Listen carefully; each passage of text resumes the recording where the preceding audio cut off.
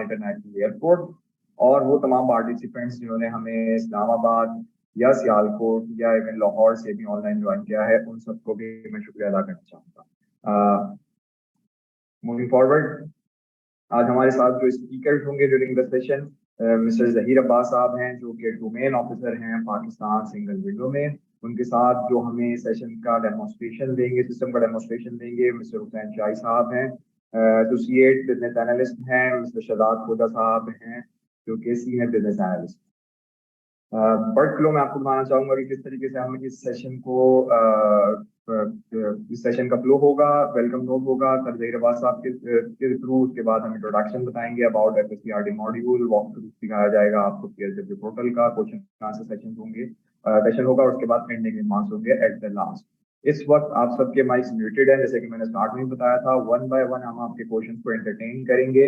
आप लोगों से रिक्वेस्ट है कि आप लोग काइंडली अपनी वीडियोस को भी ऑफ रखिएगा और हैंड रेज करिएगा ताकि हम आपको वन बाय वन एंटरटेन कर सकें।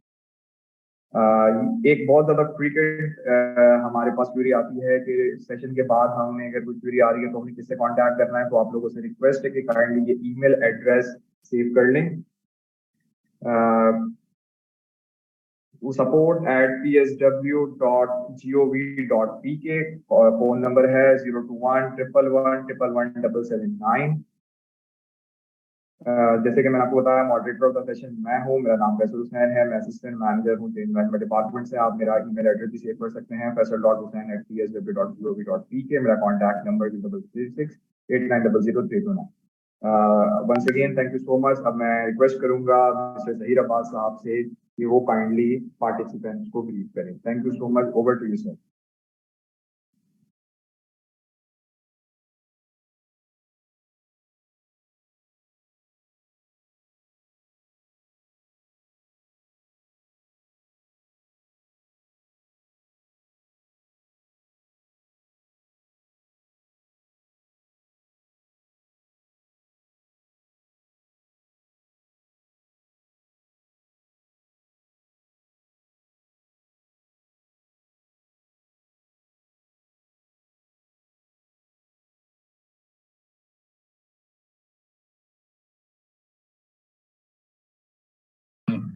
मैं सबसे पहले ये कंफर्म करना चाहूंगा कि आप लोग जो ऑनलाइन ज्वाइन कर रहे हैं वो उनको मेरी आवाज क्लियर आ रही है? जी सर, आ रही है। जी सर, बिल्कुल क्लियर है, वीडियो भी क्लियर है, ऑडियो भी क्लियर है जी। Bismillahirrahmanirrahim.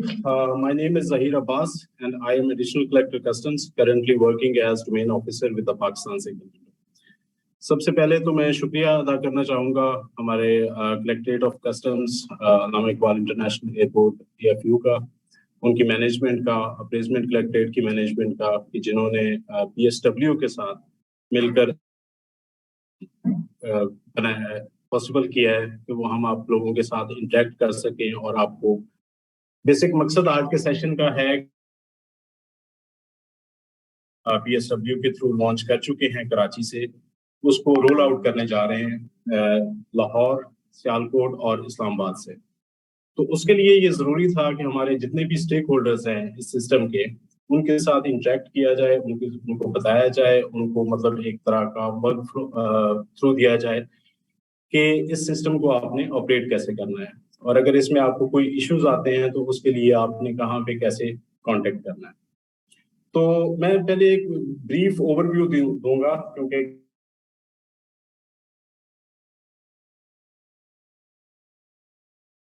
एक ब्रीफ ओवरव्यू होगा पाकिस्तान सिंगल विंडो का, क्यों पाकिस्तान सिंगल विंडो सिस्टम हम लॉन्च कर रहे हैं, इसके बेनिफिट्स क्या होंगे ट्रेडर्स के लिए और हमारे बिजनेसेस के लिए, और इसकी वजह से क्या वैल्यू एडिशन होने जा रही है आपकी जो क्रॉस बॉर्डर ट्रेड है उसकी जो कॉस्ट है और उसका टाइम रिड्यूस करने के लिए।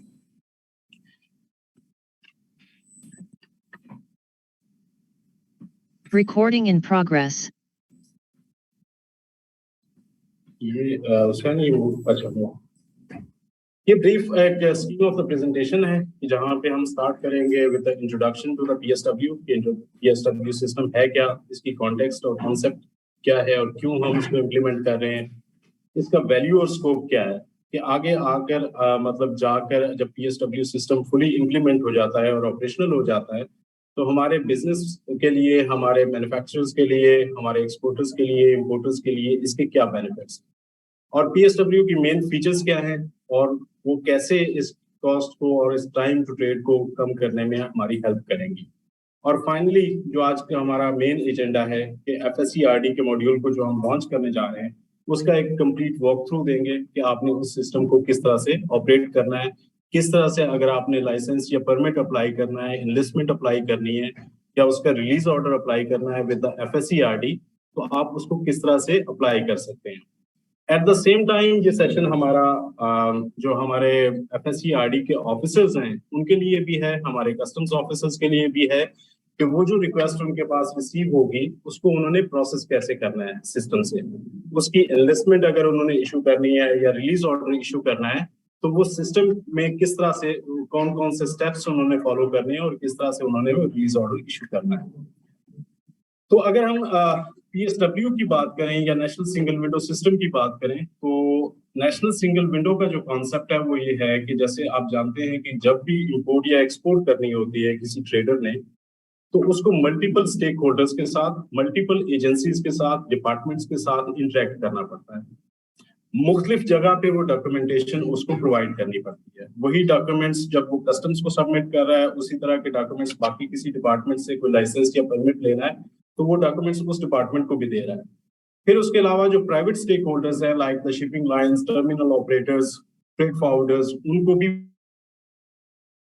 पड़ रही होती है, जिसकी वजह से एक कंसाइनमेंट को इंपोर्ट या एक्सपोर्ट करने के लिए उसको मल्टीपल जगहों पे वही डॉक्यूमेंटेशन सबमिट करने की वजह से एक तो उसकी कॉस्ट ज्यादा बढ़ जाती है और दूसरा उसका टाइम जो है क्लियरेंस के लिए वो इंक्रीज हो जाता है। तो नेशनल सिंगल विंडो कॉन्सेप्ट ये है कि बजाय इसके कि वो इतने मुख्तलिफ डिपार्टमेंट्स के साथ और एजेंसीज के साथ और डिफरेंट प्राइवेट स्टेक होल्डर्स के साथ वो डॉक्यूमेंटेशन कंप्लीट करे, वो एक सिंगल पोर्टल पे आए, वहां पे उसके इंपोर्ट या एक्सपोर्ट रिलेटेड जितनी डॉक्यूमेंटेशन इंफॉर्मेशन है उसको सबमिट करे और जिस कंसर्न डिपार्टमेंट को वो इंफॉर्मेशन डॉक्यूमेंट्स चाहिए वो उसको उसी सिस्टम से व्यू करे, उसको प्रोसेस करे और उसके बाद जो उस पे उसने एक्शन लेना है, डिसीजन लेना है, वो डिसीजन ले। तो ये बेसिक मकसद या ये बेसिक कॉन्सेप्ट है एक नेशनल सिंगल विंडो सिस्टम का। ये यहाँ पे आप देख सकते हैं कि उसके एक ग्राफिकल रिप्रेजेंटेशन है कि जब भी कोई इंपोर्टर या एक्सपोर्टर ने ट्रेड करनी है, किसी क्रॉस बॉर्डर ट्रांजैक्शन में इन्वॉल्व होना है, तो उस ट्रेडर को मल्टीपल जगहों पे मल्टीपल स्टेक होल्डर्स के साथ इंटरेक्ट करना पड़ रहा है। यहाँ पे आप देख सकते हैं कि एक ट्रेडर जो है वो कस्टम्स ऑफिसर्स के साथ भी इंटरेक्ट कर रहा है, शिपिंग लाइंस के साथ भी इंटरेक्ट कर रहा है। फिर पाकिस्तान में 77 गवर्नमेंट डिपार्टमेंट्स हैं, रेगुलेटर्स हैं जिनको हम रेगुलेटर्स कहते हैं। उन 77 गवर्नमेंट डिपार्टमेंट्स ने कोई लाइसेंस, परमिट या सर्टिफिकेट इशू करना होता है जो जिसकी बेसिस पे आपकी वो इंपोर्ट कंसाइनमेंट या एक्सपोर्ट कंसाइनमेंट प्रोसेस होनी होती है। तो उस ट्रेडर को उस डिपार्टमेंट के पास भी जाके वो डॉक्यूमेंटेशन सबमिट करनी पड़ती है और उस डिपार्टमेंट के भी चक्कर लगाने पड़ते हैं।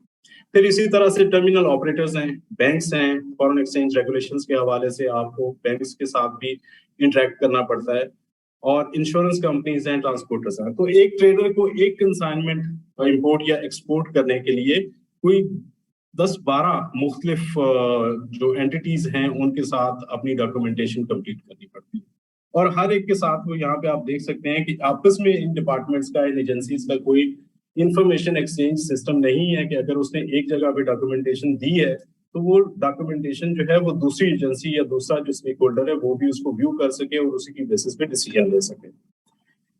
सिंगल विंडो इंप्लीमेंट करने के बाद का ये स्टेटस हमारे सामने आ रहा है कि जहां पे ट्रेडर इतने सारे स्टेक होल्डर्स या इतनी सारी एजेंसीज, एंटिटीज और डिपार्टमेंट्स के साथ इंटरेक्ट करने की बजाय सिर्फ एक सिंगल पोर्टल पे आ रहा है। इस सिंगल पोर्टल में वो अपना लॉगिन कर रहा है और लॉगिन करने के बाद यहीं से वो अपनी डॉक्यूमेंटेशन इंफॉर्मेशन जितनी भी agencies, departments, terminal operators, private stakeholders मौजूद हैं उनके साथ वो डॉक्यूमेंटेशन अपनी कंप्लीट कर रहा है और इसी सिस्टम के थ्रू वो रेलेवेंट एजेंसीज, डिपार्टमेंट्स इसको प्रोसेस कर रहे हैं और फाइनल जो डिसीजन है वो भी इसी सिस्टम के थ्रू कम्युनिकेट हो रहा है या आगे कस्टम्स अथॉरिटीज हैं या टर्मिनल ऑपरेटर्स हैं उनके पास भी वो व्यू हो रहा है। तो ये मकसद है कि किस तरह से ट्रेडर के लिए ये हैसल कम की जाए क्रॉस बॉर्डर ट्रेड में इंपोर्ट या एक्सपोर्ट करने की और उसकी ताकि जो कॉस्ट और टाइम है वो कम आए। तो कॉन्टेक्स्ट इसकी ये है कि क्यों जरूरत पेश आई पाकिस्तान की गवर्नमेंट को कि एक ऐसा सिस्टम होना चाहिए कि जहां पे आप बजाय इसके कि ट्रेडर मुख्तलिफ जगहों पे जाए, एक जगह पे आए। और यहाँ पे आप देख सकते हैं कि अगर 2019 में ये वर्ल्ड बैंक की रिपोर्ट के मुताबिक कि पाकिस्तान के जो ट्रेडर्स हैं, इंपोर्टर्स या एक्सपोर्टर्स हैं, they were incurring 450 million US dollars of extra trade transaction costs। ये कंपैरिजन हम साउथ एशियन कंट्रीज के साथ कर रहे हैं कि अगर for example India, Sri Lanka, Bangladesh से कोई इंपोर्टर या एक्सपोर्टर एक ट्रेड की ट्रांजैक्शन कर रहा है और वही ट्रांजैक्शन एक पाकिस्तान से ट्रेडर कर रहा है, तो पाकिस्तान के ट्रेडर को बहुत ज्यादा उस पर कॉस्ट बियर करनी पड़ रही है अपनी कंसाइनमेंट को इंपोर्ट या एक्सपोर्ट करने की। और उसकी एक वजह यह है कम किया जा सकता है। तो उसमें अगर हम देखें तो वन ऑफ द जो बेस्ट सोल्यूशन है वो ये है कि आप इतने सारे स्टेक होल्डर्स के साथ इंटरेक्ट करवाने की बजाय ट्रेडर को एक ऐसा पोर्टल दें, एक ऐसा ऑनलाइन ऑटोमेटेड सिस्टम दें कि जहां पे इन सब के पास उसको फिजिकली चक्कर ना लगाने पड़े और जो पेपर डॉक्यूमेंट्स हैं वो ना सबमिट करने पड़े, उनकी फोटो कॉपीज के वो पलंदे ना सबमिट करने पड़े। बजाय उसके वो एक सिस्टम को यूज करते हुए अपनी इंफॉर्मेशन इस सिस्टम में सबमिट करे और वो उस कंसर्न डिपार्टमेंट के पास जाए और वो उसकी बेसिस पे अपना डिसीजन ले। अब ये क्यों एक हमारी इंटरनेशनल इसके पीछे भी रिक्वायरमेंट है कि WTO का जो ट्रेड फैसिलिटेशन एग्रीमेंट है वो कहता है कि जितने भी मेंबर कंट्रीज हैं WTO के, उन सब के पास नेशनल सिंगल विंडो सिस्टम उनको इम्प्लीमेंट करना चाहिए। क्यों इम्प्लीमेंट करना चाहिए? इसी वजह से इम्प्लीमेंट करना चाहिए कि ट्रेड फैसिलिटेशन, वो ट्रेडर्स की जो कॉस्ट उसकी इंपोर्ट करने के लिए या एक्सपोर्ट करने के लिए आती है, वो उसको जितना रिड्यूस किया जाए वो बेहतर है। अब यहाँ पे आप देख सकते हैं कि LPCO हम कहते हैं लाइसेंसेस, परमिट्स, सर्टिफिकेट्स या अदर डॉक्यूमेंट्स जो इंपोर्ट या एक्सपोर्ट के लिए आपको चाहिए हो। इससे पहले मैंने कहा कि हमारे पास 77 गवर्नमेंट डिपार्टमेंट्स हैं जिन्होंने कोई लाइसेंस, परमिट, सर्टिफिकेट या लाइसेंस इशू करना होता है किसी भी उसके लिए इंपोर्ट या एक्सपोर्ट कंसाइनमेंट के लिए। तो ये 2018-19 का डेटा है। यहाँ पे आप देख सकते हैं कि अगर पाकिस्तान से 2.4 मिलियन कंटेनर्स इंपोर्ट या एक्सपोर्ट हो रहे थे तो उसके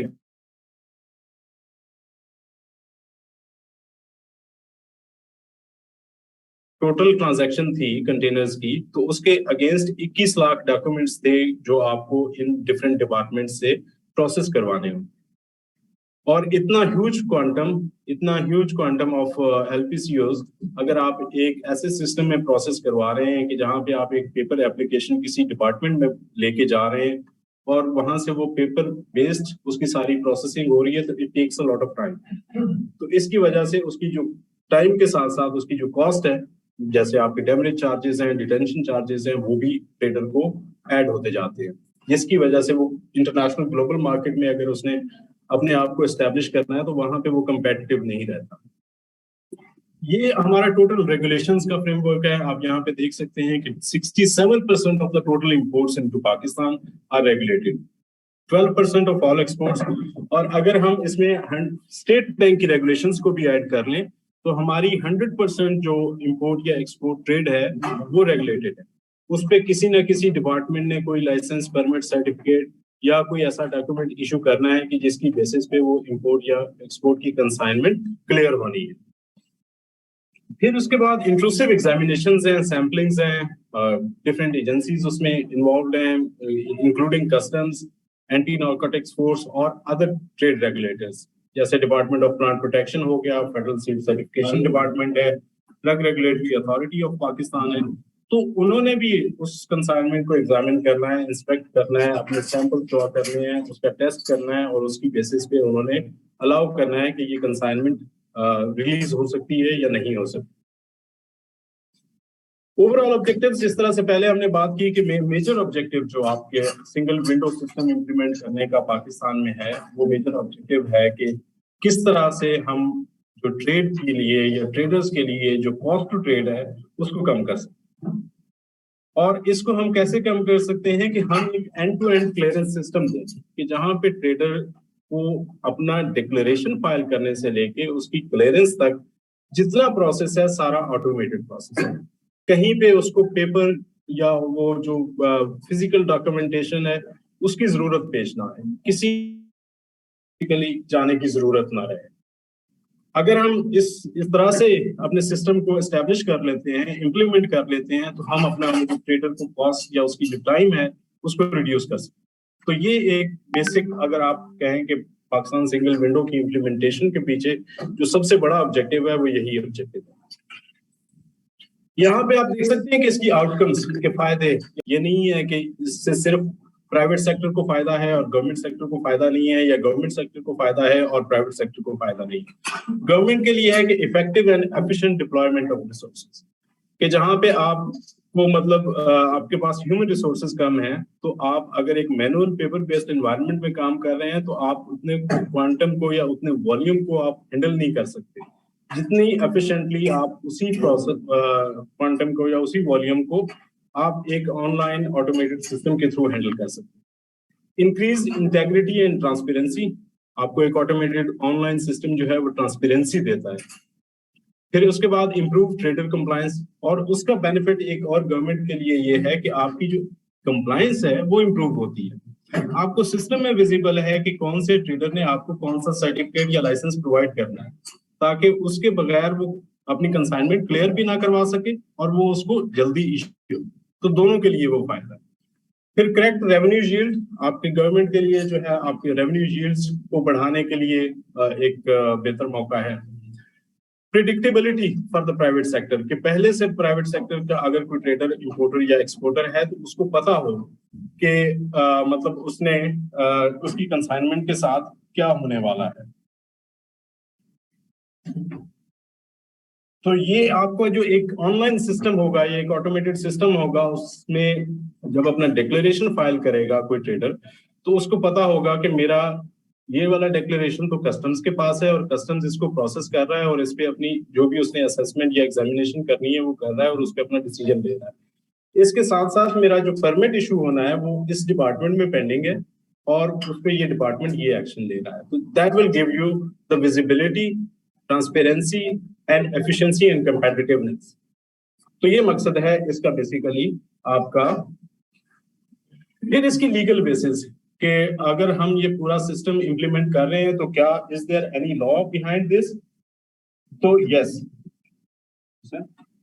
तो इसके लिए पाकिस्तान सिंगल विंडो एक्ट जो है दैट वाज प्रोमulgated इन 2021 और इसके तहत 77 गवर्नमेंट डिपार्टमेंट्स के लिए ये इट वाज मेड मैंडेटरी कि उन्होंने पाकिस्तान सिंगल विंडो के साथ अपने आप को इंटीग्रेट करना है। मतलब अब ये इन डिपार्टमेंट्स के लिए या किसी भी इंक्लूडिंग कस्टम्स, ये किसी के लिए ऑप्शनल नहीं है कि क्या वो इस पाकिस्तान सिंगल विंडो का पार्ट बनना चाहते हैं या नहीं बनना चाहते हैं। This law, the Pakistan single window act, makes it mandatory for all the government regulatory departments to be part of the Pakistan single window. यहाँ पे कुछ फीचर्स मैं वो क्योंकि आज का मेन मकसद हमारा FSCRD को फोकस करना है और उसके मॉड्यूल को फोकस करना है, तो I am not going into details of the whole features of the PSW system. उसमें से चंद एक फीचर्स जो इम्पोर्टेंट हैं वो मैं आपके साथ शेयर करूंगा। उसके बाद फिर मैं हुसैन को इन्वाइट करूंगा कि वो आपको PSW के मॉड्यूल का एक कंप्लीट वॉक थ्रू दे। इससे पहले आपने कस्टम्स में आप जानते हैं कि गुड्स डिक्लेरेशन है, जो आप गुड्स डिक्लेरेशन फाइल करते हैं उसको हम अब रिप्लेस कर रहे हैं विद द सिंगल डिक्लेरेशन। इसको हम गुड्स डिक्लेरेशन क्योंकि वो सिंगल डिक्लेरेशन से क्यों रिप्लेस कर लें, इसलिए कि गुड्स डिक्लेरेशन सिर्फ कस्टम्स का डॉक्यूमेंट, कस्टम्स के साथ आपका डिक्लेरेशन है। लेकिन सिंगल विंडो पे जो कॉन्सेप्ट है वो ये है कि आपका डिक्लेरेशन जब आप फाइल कर रहे हैं तो वो सिर्फ कस्टम्स के लिए डिक्लेरेशन नहीं है, वो डिक्लेरेशन आपका बाकी जो गवर्नमेंट डिपार्टमेंट्स हैं उनके लिए भी है। फॉर एग्जांपल कोई प्लांट मटेरियल आपने इंपोर्ट किया है तो उसके ऊपर जो है डिपार्टमेंट ऑफ प्लांट प्रोटेक्शन ने उस पर कोई रिलीज ऑर्डर या इशू करना है। तो एट द सेम टाइम जब आप अपना डिक्लेरेशन फाइल कर रहे हैं, गुड्स डिक्लेरेशन फाइल कर रहे हैं कस्टम्स के साथ, तो आपको जरूरत नहीं है कि आप दोबारा से एक अलग एप्लीकेशन फाइल करें डिपार्टमेंट ऑफ प्लांट प्रोटेक्शन के साथ अपना वो रिलीज ऑर्डर लेने के लिए, बल्कि आपका जो डिक्लेरेशन सिंगल विंडो से फाइल होगा वो दोनों डिपार्टमेंट्स के लिए होगा। एट द सेम टाइम वो कस्टम्स को भी सबमिट होगा और डिपार्टमेंट ऑफ प्लांट प्रोटेक्शन को भी सबमिट होगा। तो इस वजह से अब हम उस गुड्स डिक्लेरेशन को सिंगल डिक्लेरेशन की तरफ लेके जा रहे हैं। सिंगल एक्सपीरियंस पेमेंट ये हमारा एक कॉन्सेप्ट है कि क्योंकि आपको पता है कि कोई भी कंसाइनमेंट इंपोर्ट करने के लिए ट्रेडर्स को डिफरेंट जो पेमेंट्स हैं वो करनी पड़ती है। फॉर एग्जांपल उसको ड्यूटी एंड टैक्सेस की पेमेंट करनी है, फिर उसके बाद अगर कोई डिपार्टमेंटल फी है तो वो उसको अलग से एक चालान के थ्रू सबमिट करनी पड़ती है।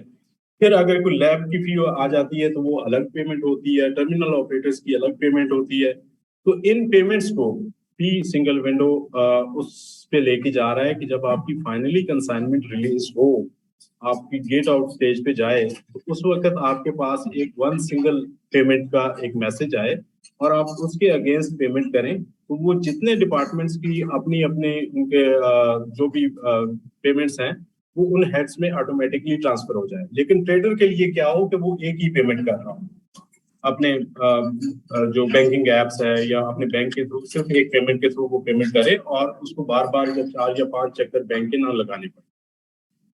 जॉइंट इंस्पेक्शंस आप जैसे है कि मुख्तलिफ एजेंसीज ने किसी भी कंसाइनमेंट को, इम्पोर्ट कंसाइनमेंट को जो है वो एग्जामिन करना होता है या इंस्पेक्ट करना होता है। कस्टम्स ने अपनी एग्जामिनेशन करनी है, डिपार्टमेंट ऑफ प्लांट प्रोटेक्शन ने या FSCRD ने अपनी एग्जामिनेशन करनी है, एनिमल क्वारंटीन डिपार्टमेंट ने अपनी करनी है, और उसके बाद ANF ने भी अब उसको इंस्पेक्ट करना है बिफोर क्लियरेंस। तो इस वजह से ये अगेन एक टाइम कंज्यूमिंग प्रोसेस है कि मुख्तलिफ डिपार्टमेंट्स मुख्तलिफ टाइम में उस कंटेनर को या उस कंसाइनमेंट को एग्जामिन या इंस्पेक्ट करते हैं। तो यहाँ पे जो सिंगल विंडो में हम कॉन्सेप्ट लेके आ रहे हैं वो ये है कि जॉइंट इंस्पेक्शंस का एक कॉन्सेप्ट लेके आ रहे हैं कि जिस वक्त आपकी कंसाइनमेंट इंस्पेक्शन के लिए ओपन हो तो वो जो भी रेलेवेंट डिपार्टमेंट्स हैं including customs, department of plant protection, ANF, सबको एक मैसेज जनरेट हो कि आपकी ये consignment this is arranged for examination और ये उसकी टाइम स्लॉट है, इसके अंदर आप उसको एग्जामिन कर लें। तो इसकी वजह से अगर ये वाला हम सिस्टम इम्प्लीमेंट करते हैं तो हम जो वो एक्स्ट्रा टाइम लगता है एक कंसाइनमेंट को एग्जामिन करने की तरफ से उसको रिड्यूस करने। अभी तक हमारा जो इम्प्लीमेंटेशन स्टेटस है वो ये है कि हम सब्सक्रिप्शन मॉड्यूल ऑलरेडी लॉन्च कर चुके हैं। मोर देन 50,000, अराउंड 54 या 55,000 इस वक्त तक यूजर्स जो हैं वो सब्सक्राइब कर चुके हैं टू द PSW सिस्टम। और इसमें आपको याद होगा कि इससे पहले आप अगर VBOC की रजिस्ट्रेशन लेते थे तो आपको 22 डॉक्यूमेंट्स चाहिए होते थे, कस्टम्स ऑफिस का चक्कर लगाना पड़ता था। पहली बात तो ये है कि वो 22 डॉक्यूमेंट्स बनाना जो है वो एक अच्छा खासा बड़ा काम था। फिर उसके बाद अगर आप बन गए हैं तो फिर आपको कस्टम ऑफिस के चक्कर लगा के और वहां पे अपनी रजिस्ट्रेशन करवानी पड़ती थी और it was again a time consuming process. Pakistan single window ने आपको ये सहूलत दी है कि अब आपको किसी डिपार्टमेंट में जाने की जरूरत नहीं है, वो 22 डॉक्यूमेंट्स देने की जरूरत नहीं है। आप अपने मोबाइल से, अपने लैपटॉप से बैठकर ऑनलाइन रजिस्टर कर सकते हैं। सिर्फ एक उसमें जरूरत है कि आपने अपनी बायोमेट्रिक वेरिफिकेशन के लिए सिर्फ नादरा ई सहूलत सेंटर जाना। उसके अलावा आपको किसी डिपार्टमेंट, किसी महकमे में किसी डॉक्यूमेंट लेने के लिए कहीं जाने की जरूरत नहीं। पाकिस्तान के ऑल 29 बैंक्स जो क्रॉस बॉर्डर ट्रेड से रिलेटेड हैं, they are now integrated with the PSW। वो जो आई और ई फॉर्म का कॉन्सेप्ट था वो उसको रिप्लेस किया गया है विद द फाइनेंशियल लिस्ट। अब आप अपने PSW के थ्रू अपने इसमें बैंकिंग प्रोफाइल क्रिएट कर सकते हैं और वो जो आपको जाके अपना आई फॉर्म या ई फॉर्म बैंक से अप्रूव करवाना पड़ता था, आप उसके लिए अब आपको दोबारा बैंक जाने की जरूरत नहीं। Department of plant protection fully integrated, implemented, rolled out. आपके जितने भी परमिट्स हैं, आपके जितने भी रिलीज ऑर्डर्स हैं डिपार्टमेंट ऑफ प्लांट प्रोटेक्शन से रिलेटेड, वो सारे प्रोसेस हो रहे हैं इस वक्त through the Pakistan single window. Federal seed certification and registration department, इसको हम कराची से इन जुलाई हमने रोल आउट किया था। फिर वो एक पायलट रन के थ्रू फिर उसको हमने आगे एक्सपेंड किया कराची में कंप्लीटली। अब ये now this system is working. उसका मकसद हमारा ये था कि इसमें हम देखें कि स्टार्ट में अगर कोई इश्यूज आते हैं तो उनको हम इनिशियली एड्रेस कर लें, इसको बाकी जगहों पे रोल आउट करने से पहले। तो वहां पे अब ये सक्सेसफुली ये सिस्टम चल रहा है और इसके बाद अब हम इसको रोल आउट करने जा रहे हैं, जो हमारे आज के सेशन का मकसद भी है for Lahore, Islamabad and Sialkot. Animal quarantine department has been integrated with the PSW and all the release orders and permits from the animal quarantine department are being processed through the PSW. Pakistan Standards and Quality Control Authority PSQC जो है वो already integrated है, export development fund को integration हो चुकी है Pakistan single window के साथ, और ये हमारे फेज 2 का प्लान है जहाँ पे हम लैब मैनेजमेंट सिस्टम लेके आ रहे हैं कि आपकी जितनी लैब्स हैं वो भी उसको भी हम इंटीग्रेट करने जा रहे हैं विद द PSW। इससे पहले क्या होता है कि अगर किसी है या किसी गवर्नमेंट डिपार्टमेंट ने कोई सैंपलिंग करवानी है तो उसकी रिपोर्ट आने में उसको टाइम लगता था कि वो कोरियर के थ्रू सैंपल जा रहा है और फिर कोरियर के थ्रू रिपोर्ट आ रही है, 2-3 वो रिपोर्ट दिन जो है वो रिपोर्ट आने में लग जाती है। अब उस लैब के पास ये यूटिलिटी होगी, उसके पास वो लॉगिन होगा, वहां पे जो ऑफिसर या उनका जो लैब इंचार्ज है या लैब ऑफिसर है जो भी उसको रिपोर्ट को प्रोसेस कर रहा है वो वहीं से अपनी रिपोर्ट फीड करेगा, तो वो रिपोर्ट आपकी विद इन सेकेंड्स जैसे ही वहां से इशू होगी इस सिस्टम में रिफ्लेक्ट होगी, और उसकी बेसिस पे कस्टम्स ने कोई एक्शन लेना है या बाकी किसी एजेंसी ने कोई एक्शन लेना है तो they can process further that consignment. Next phase में हम drug regulatory authority of Pakistan को भी इंटीग्रेट कर रहे हैं with the Pakistan single window, engineering development board को इंटीग्रेट कर रहे हैं, मेरीन फिशरीज डिपार्टमेंट जो है वो that will be part of the PSW, ministry of foreign affairs जो है उसकी जो एग्जम्पशन सर्टिफिकेट्स इशू होते हैं they will also be issued by through the PSW, Sindh Excise Taxation and Narcotics Department जो है that is also coming on the platform of the PSW। Port community system हम develop कर रहे हैं, ये एक अलग से एक सिंगल विंडो सिस्टम है with in the single window system. इस पे मैं डिटेल में नहीं जाऊंगा क्योंकि ये प्रेजेंटेशन लेंथी हो जाए। चेंज मैनेजमेंट अप्रोच कि पाकिस्तान सिंगल विंडो ये सेशंस क्यों कंडक्ट कर रहा है, हम एक सिस्टम हम बना रहे हैं, अपने ऑफिस में बैठ के बना रहे हैं और उसको बना के रोल आउट करते जा रहे हैं, तो दैट इज नॉट सफिशिएंट। जब तक हम ट्रेडर्स के साथ, जब तक हम उसके जो रियल स्टेक होल्डर्स हैं उनके पास जाके उनको नहीं बताएंगे कि ये हम क्या बना रहे हैं और इसमें आपने किस तरह से अपने डॉक्यूमेंट्स को प्रोसेस करवाना है, तो इस सारे सिस्टम को बनाने का फायदा नहीं होगा। इस वजह से हमने एक एक्सटेंसिव चेंज मैनेजमेंट प्रोग्राम जो है वो लॉन्च किया हुआ है जिसमें हमारी मंथली और वीकली एक्टिविटीज हो रही होती हैं, जिसमें हम मुख्तलिफ चैम्बर्स के पास, एसोसिएशंस के पास, ट्रेडर्स, कस्टम्स एजेंट्स एसोसिएशंस के पास, डिपार्टमेंट्स के पास जाके ये डिफरेंट सेशंस कर रहे होते हैं ताकि उनको बताएं कि ये आपने इस सिस्टम को यूज कैसे, पहले तो ये सिस्टम है क्या और इसको फिर आपने यूज कैसे करना है। तो यही आज के सेशन का भी हमारा मकसद यही था कि अगर हम इसको यहाँ से रोल आउट कर रहे हैं तो यहाँ के जो हमारे स्टेक होल्डर्स हैं उनको इसके बारे में इन्फॉर्म किया जाए, ट्रेन किया जाए, कि उनको बताया जाए कि ये सिस्टम है क्या। FSCRD फाइनली हम इस पे आते हैं कि ये FSCRD जो है that is integrated with the PSW। जैसे पहले मैंने बताया कराची से इसको हम रोल आउट ऑलरेडी कर चुके हैं, अब हम इसको लाहौर, इस्लामाबाद और सियालकोट के लिए कर रहे हैं। FSCRD के 2 प्रोसेसेस को हमने कवर किया। अगर आपने सीड इनवेस्टमेंट के लिए अप्लाई करना है with the federal seed certification and registration department, तो वो आप कैसे करेंगे और डिपार्टमेंट उसको कैसे प्रोसेस करेगा। अब उसके लिए आपको पेपर एप्लीकेशंस जो है वो फाइल करने की जरूरत नहीं। और रिलीज ऑर्डर कि जब आपकी कंसाइनमेंट पोर्ट पे आती है तो उसके लिए आपको एक रिलीज ऑर्डर अप्लाई करना पड़ता है। अगर सीड की कंसाइनमेंट आई है तो आप FSCRD से जाके उसका रिलीज ऑर्डर इशू करवाते हैं, तो वो रिलीज ऑर्डर भी अब आपका ऑनलाइन PSW के थ्रू इशू होगा। उसके लिए भी आपको अलग से डिपार्टमेंट जाने की या डिपार्टमेंट से किसी अलग एप्लीकेशन पे अप्लाई करने की जरूरत नहीं।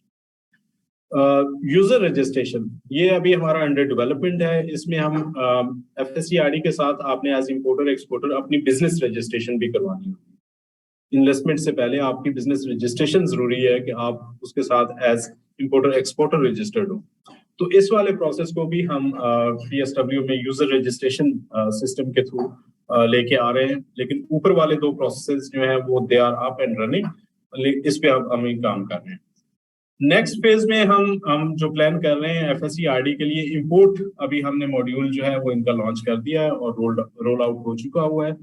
अब हम नेक्स्ट फेज में इसका एक्सपोर्ट प्रोसेस के अगर कोई एक्सपोर्ट करना चाहते हैं यहाँ से सीड और उनको रिक्वायरमेंट है कि उस सीड पे उन्हें कोई सर्टिफिकेट चाहिए federal seed certification and registration department से, तो वो सर्टिफिकेट भी आपको PSW के प्लेटफॉर्म से अप्लाई करने की फैसिलिटी आपके पास हो। तो दैट्स इट। ये प्रॉब्लम्स अगर हम इसकी बात कर लें कि जी प्रॉब्लम्स जो एग्जिस्टिंग सिस्टम है उसमें क्या वो इसके बारे में हम ऑलरेडी बात कर चुके हैं कि मैनुअल एप्लीकेशंस प्रोसेसेस हैं कि आपको वहाँ पे पेपर बेस्ड एप्लीकेशंस फाइल करनी पड़ती हैं, फिजिकल विजिट्स होते हैं डिपार्टमेंट्स के, और उसकी वजह से आपका टाइम और कॉस्ट जो है वो आता है। फिर अगर कोई डिपार्टमेंटल फीस है, फॉर एग्जांपल रिलीज ऑर्डर की कोई फी है या इन्वेस्टमेंट की कोई फी है, तो वो फी डिपॉजिट करने के लिए आपको बैंक जाना पड़ता है। अब आपको वो फी डिपॉजिट करने के लिए बैंक जाने की जरूरत नहीं है, आप वो अपनी रिलीज ऑर्डर की फी या इन्वेस्टमेंट की फी भी PSW के पोर्टल से आप पे कर सकते हैं।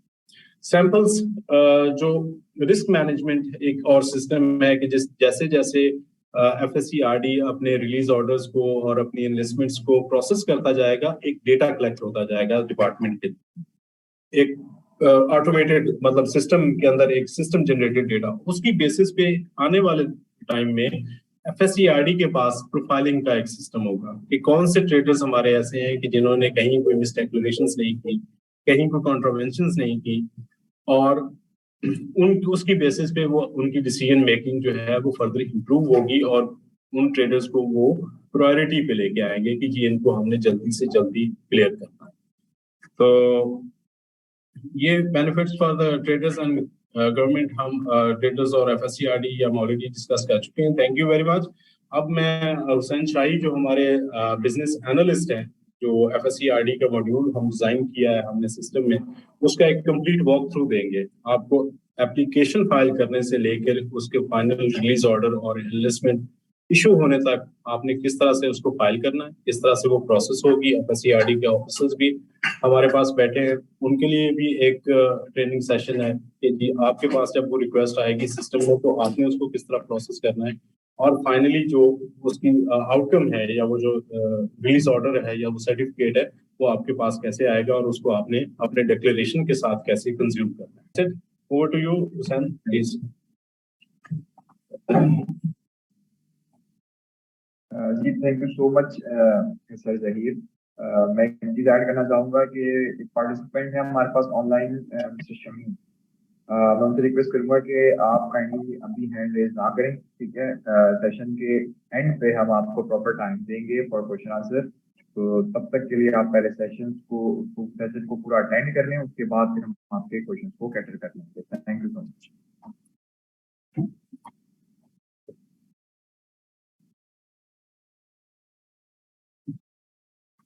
अस्सलाम वालेकुम। मेरी आवाज क्लियर है आपको ऑनलाइन जो है? जी वालेकुम सलाम हुसैन, बिल्कुल क्लियर है आपकी आवाज। अच्छा, अभी इस पॉइंट पे जब हम लोग आते हैं तो ऑब्वियसली बात है कि हम लोगों ने आप जो ट्रेडर्स जो है उन्होंने सब्सक्रिप्शन या तो ले ली होगी या तो भी अगर नहीं ली होगी तो वो काइंडली सब्सक्रिप्शन PSW के ऊपर करवा लें। और सब्सक्रिप्शन करवाने के बाद जब आपको एक यूजर आईडी और एक पासवर्ड जब असाइन होता है तो उसके अंदर हम लोग लॉग इन करेंगे PSW सिस्टम के अंदर। सिस्टम के अंदर जब आप लॉग इन करेंगे तो हमारे पास ये कुछ ऐसे ऑप्शंस आ रहे होंगे जिसके अंदर आपको इंफॉर्मेशन पता चलेगी कि आपको किस चीज के ऊपर क्या चीज अप्लाई करनी है। अब फॉर एग्जांपल अगर हम लोग FSCRD की बात करते हैं, FSCRD के अंदर हमारे पास दो चीजें हैं जिसको हम लोग कहते हैं, सीड इनलिस्टमेंट कहते हैं और दूसरी एक रिलीज ऑर्डर। दो मेजर मॉड्यूल जो है। अब पहले स्टार्ट करेंगे सीड इनलिस्टमेंट से। सीड इनलिस्टमेंट एक्वायर करने के लिए हम जाएंगे LPCO के ऑप्शन के ऊपर। LPCO के अंदर आने के बाद यहाँ पे हमारे पास एक ऑप्शन आ होगा सीड इनलिस्टमेंट का। सीड इनलिस्टमेंट को हम जब क्लिक करेंगे तो यहाँ पे हमारे पास एग्जिस्टिंग सीड इनलिस्टमेंट भी मौजूद होंगे जो जिस ट्रेडर्स ने पहले से FSCRD के अंदर सीड इनलिस्टमेंट ली हुई है, तो वो हमारे नजर इकबाल साहब जो है जो फोकल पर्सन FSCRD के, तो उनको हमने एक एक्सेल अपलोड की फंक्शनैलिटी दी थी जिसके अंदर हमने जो आपके एग्जिस्टिंग रजिस्ट्रेशन सीड इनलिस्टमेंट हुई है वो ऑटोमेटिकली उस एक्सेल अपलोड से PSW के साथ उसको वो शेयर करते ताकि हम लोग ट्रेडर्स को दोबारा से इनलिस्टमेंट लेने की जरूरत नहीं है जिन्होंने पहले से ली हुई है। अब बात करते हैं कि अगर हम लोगों की अगर किसी न्यू ट्रेडर को सीड इनलिस्टमेंट लेनी है तो वो यहाँ पे जाएंगे क्रिएट सीड इनलिस्टमेंट में। सीड इनलिस्टमेंट में आने के बाद यहाँ पे एप्लीकेंट नेम NTN और फिर यहाँ पे बिजनेस नेम आप सेलेक्ट कर लेंगे। बिजनेस एड्रेस सेलेक्ट करने के बाद ये इंफॉर्मेशन आप टाइप इन कर लेंगे जो कि आपकी बेसिकली फॉर्म के ऊपर होता है जो भी करंटली आप सीड इनलिस्टमेंट जब अप्लाई कर रहे होते हैं। ये इंफॉर्मेशन डालने के बाद आप सेव एंड प्रोसीड करेंगे। सेव एंड प्रोसीड करने के बाद ये पे हमारे पास एक एचएस कोड का ऑप्शन आता है जिसके अंदर आप कौन सी सीट को इन्वेस्ट करने जा रहे हैं। यहाँ पे आपके पास होता ये है कि पीसीडीज के अंदर हमारे 8 डिजिट होते हैं, लेकिन पीएसडब्ल्यू ने बेसिकली इसके ऊपर काफी एक्सटेंसिव वर्किंग करने के बाद उसको 12 डिजिट कोड में कैटेगराइज किया हुआ है, क्लासिफाई किया हुआ है, ताकि जो एक्सपोर्टिंग, फॉर एग्जांपल अगर एक्सपोर्ट हो रही है तो एक्सपोर्टिंग कंट्री को बेसिकली वो अदर्स का जो ऑप्शन होता है वो क्लासिफाई हो जाए कि अदर्स में क्या चीज एक्सपोर्ट की जा रही है। यहाँ पे अगर हम लोग सीड इन्वेस्टमेंट में हम लोग एचएस कोड डाल देते हैं, ये एक सीड है, और फिर यहाँ पे ये प्रोडक्ट कोड में हम लोग ने इसकी 12 डिजिट कंप्लीट करने के बाद यहाँ पे हम बता देते हैं कि ये सोइंग कमर्शियल सोइंग है या फिर स्टीन रिसर्च स्टाइल है। स्टीन रिसर्च स्टाइल एज पर एफएससीआरडी रूल के ऊपर सीड इन्वेस्टमेंट नहीं चाहिए होती है, सोइंग की कमर्शियल के ऊपर चाहिए होती है। ये करने के बाद आप अपनी सारी इंफॉर्मेशन जो है वो एज अ फॉर्म जो आप मैनुअली आप पेपर के ऊपर कर रहे होते, ये इसको हमने बेसिकली डिजिटाइज कर दिया है। तो आप इसके ऊपर सारी इंफॉर्मेशन डालेंगे। यहाँ पे नेम ऑफ कंट्री डालने के बाद ईयर ऑफ इंक्लूजन डालेंगे। इंफॉर्मेशन कंप्लीट करने के बाद अगर आपने सीड सैंपल अगर आपने सबमिट किया हुआ है तो यहाँ पे टिक करके ऐड कमोडिटी पे क्लिक कर देंगे। जब आप ऐड कमोडिटी पे क्लिक करेंगे तो नीचे आपके पास ये लिस्ट आ जाएगी जिसके अंदर आप ये वाली वैरायटी को इनलिस्ट करने जा रहे हैं। इसके अंदर हमने एक रिक्वेस्ट के अंदर मल्टीपल इनलिस्टमेंट्स भी अलाउ की हुई है, मतलब मल्टीपल वैरायटीज आप एक साथ इनलिस्ट कर सकते हैं, और उसकी फीस जो है वो उसके हिसाब से है कि एज पर एफएससीआरडी रूल जो है मेरे ख्याल से 10,000 रुपीज फीस है एक इनलिस्टमेंट की। अगर मैं अभी सिर्फ एक इनलिस्टमेंट अप्लाई करता हूँ तो मैं सेव एंड प्रोसीड करता हूँ। सेव एंड प्रोसीड करने के बाद अगर कोई डॉक्यूमेंट्री रिक्वायरमेंट एफएससीआरडी को अगर चाहिए होती है जिसके अंदर ये सारे डॉक्यूमेंट्स है, फॉर एग्जांपल अगर नॉन ह्यूमन सर्टिफिकेट एफएससीआरडी को इन्वेस्टमेंट के टाइम पे चाहिए होते हैं तो यहाँ पे आप क्लिक करने के बाद आप इसके अंदर एक डॉक्यूमेंट आप अटैच कर देंगे।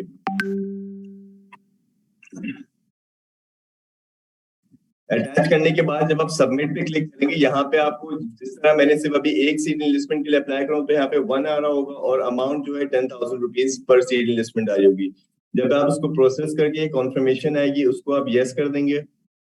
यस करने के बाद आपके पास एक पीएसआईडी जनरेट हो जाएगी। अच्छा, अब ये पीएसआईडी जो है ये बेसिकली आप ओवर द काउंटर भी आप बैंक पे भी जमा करा सकते हैं और आप अपने मोबाइल के बैंक के एप्लीकेशन के थ्रू भी कर सकते हैं। और तीसरा ऑप्शन हमारे पास ये पीडी अकाउंट का भी है जो कि आपको शायद याद होगा वीवॉक के ऊपर आपकी पीडी अकाउंट से भी पेमेंट हो जाती है, तो वो भी फैसिलिटी इसके अंदर मौजूद है। यहाँ पे ओके करेंगे। ओके करने के बाद यहाँ पे हमारे पास जो सीड इन्वेस्टमेंट की अभी स्टेटस हुआ हुआ है सबमिटेड, क्योंकि अभी इसकी पेड अभी नहीं हुआ हुआ क्योंकि अनपेड हुआ हुआ। अब इसके अंदर और मजीद इंफॉर्मेशन में अब आपको ये भी पता चल जाएगा कि ये जो रिक्वेस्ट है वो किस ऑफिसर को असाइन होती है आफ्टर द पेमेंट। तो इसकी एक पेमेंट कर देते हैं पीडी अकाउंट से। अब ये पीडी अकाउंट में यहाँ पे जाएंगे, फिर आपने पीडी अमाउंट सेलेक्ट किया, यहाँ पे आप अपने कलेक्ट्रेट सेलेक्ट करेंगे।